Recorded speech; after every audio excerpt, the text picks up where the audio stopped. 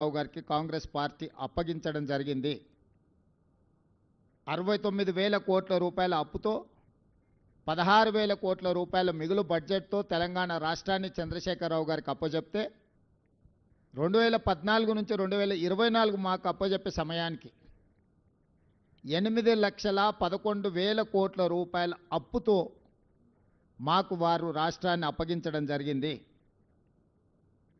ఆనాడు కాంగ్రెస్ పార్టీ అధికారంలో ఉన్నప్పుడు ఈరోజు కనిపిస్తున్న అభివృద్ధి మొత్తం తెలంగాణ రాష్ట్రాన్ని ఆర్థికంగా నిలబెట్టి ప్రపంచ ముఖచిత్ర పటంలో గుర్తింపు తీసుకొచ్చిన ప్రాజెక్టులన్నీ కూడా ఈ నగరంలో నిర్మించినవి కాంగ్రెస్ పార్టీ రాష్ట్రంలో కేంద్రంలో అధికారంలో ఉన్నప్పుడు.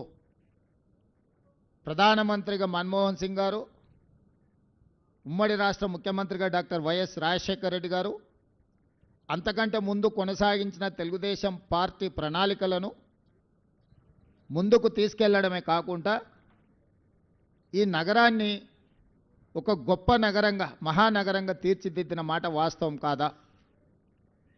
ఈనాడు కనిపిస్తున్న హైదరాబాద్ నగరంలో ఉన్న hitech city, outer ring road, అంతర్జాతీయ ఎయిర్పోర్ట్, మెట్రో రైలు, కృష్ణా గోదావరి జలాల తాగునీటి పథకాల ప్రణాళికలు, అదేవిధంగా విద్యకు సంబంధించి ఒక నాలెడ్జ్ హబ్గా తయారు చేయాలని ఐఎస్బి, నల్సర్ యూనివర్సిటీ, IIIT ఇట్లాంటి గొప్ప విద్యా సంస్థల్ని ఆనాడు కాంగ్రెస్ పార్టీ ఈ రాష్ట్రానికి, నగరానికి తీసుకొచ్చింది.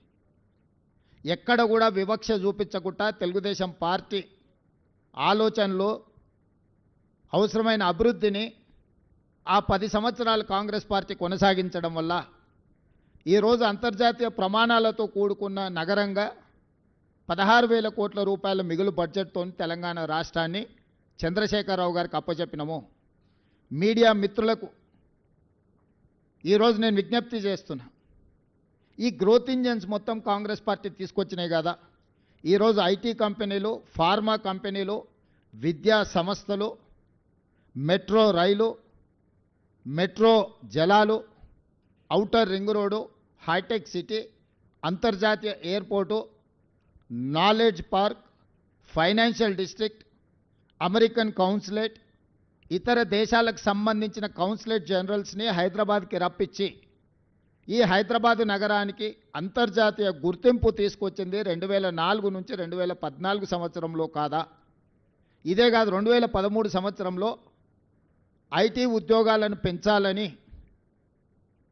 ITIR కారిడార్ను తెలంగాణ రాష్ట్రానికి మన్మోహన్ సింగ్ గారు ఇస్తే మోడీ గారు, చంద్రశేఖరరావు గారు 2017లో ఐటీ కారిడార్ను రద్దు చేసి లక్షలాది మంది ఐటీ నిపుణుల యొక్క ఉద్యోగ ఉపాధి అవకాశాలను పోగొట్టింది కేసీఆర్, నరేంద్ర మోడీ గారు కాదా? ఈరోజు ప్రత్యక్షంగా లక్షలాది ఉద్యోగాలు, లక్షలాది కోట్ల రూపాయల ఆదాయం ఈ రాష్ట్రానికి వచ్చింది అని అంటే 2004 నుంచి 2014 వరకు ఆనాటి ప్రభుత్వం తీసుకున్న భవిష్యత్ కార్యాచరణ కాదా? మరి 2014 నుంచి 2024 వరకు చంద్రశేఖరరావు గారు, నరేంద్ర మోడీ గారు, కిషన్ రెడ్డి గారు, కేటీఆర్ ఈ నలుగురు కలిసి హైదరాబాదు నగరంలో చేసిన అభివృద్ధి ఏదో ఒకటి చెప్పండి. వరదలు వచ్చినప్పుడు హైదరాబాదు నగరం నిండా మునిగిపోతే కేంద్రం నుంచి చిల్లి గవ్వ కూడా కిషన్ రెడ్డి గారు తీసుకురాలి కేంద్ర మంత్రిగా. సచివాలయంలో ఉన్న దేవాలయాన్ని కూలగొడితే కూడా, సచివాలయంలో ఉన్న మసీదును కేసీఆర్ కూలగొడితే కూడా, కిషన్ రెడ్డి గారు సొంత నియోజకవర్గంలో ఇంత దుర్మార్గం జరిగితే కూడా ప్రశ్నించలేదు.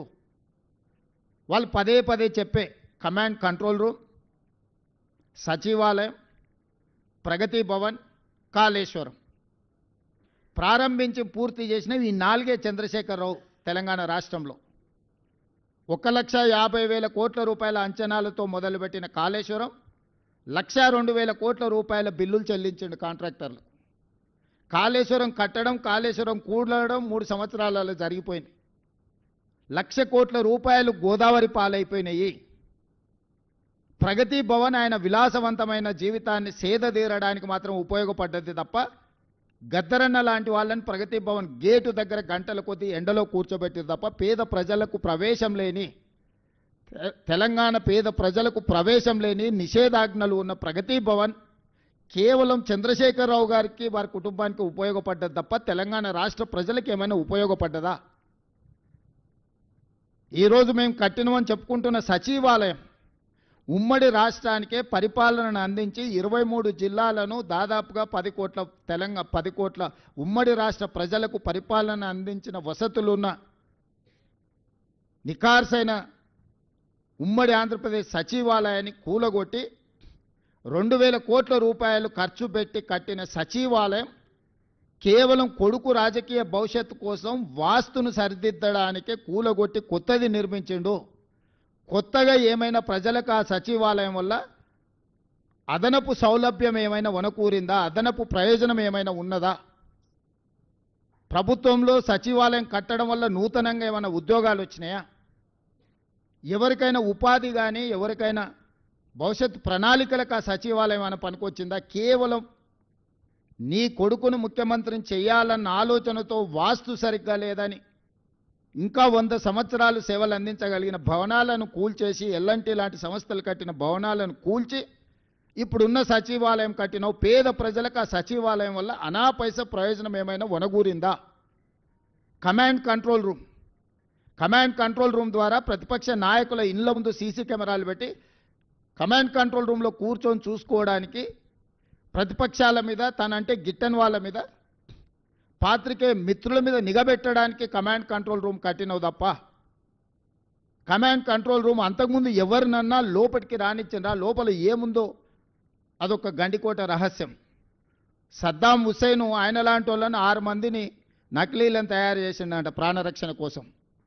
ఎక్కడికి వెళ్ళినా వాళ్ళు ముందుగాల వెళ్తే ఎవరు సద్దాం హుస్సేనో తెలియక ఎవరిని చంపాలనో ఆలోచన చేస్తారని భయంతో కుటుంబ సభ్యులు కూడా సొంత భార్య కూడా అత్యాయత్నం చేస్తుందనే భయంతో నకిలీ సద్దాం హుస్సేన్లను తయారు చేసి నమూనాలను పెట్టి ప్రాణభయంతోనే రక్షణ కల్పించుకున్నాడని మనం చాలా వార్తలు చదివినాం. ఇలా చంద్రశేఖరరావు గారు ప్రాణభయంతో తనను కాపాడుకోవడానికి ప్రగతి భవన్లో బుల్లెట్ ప్రూఫ్ అద్దాలు బాత్రూంలో కూడా పెట్టుకునే పరిస్థితి వచ్చింది.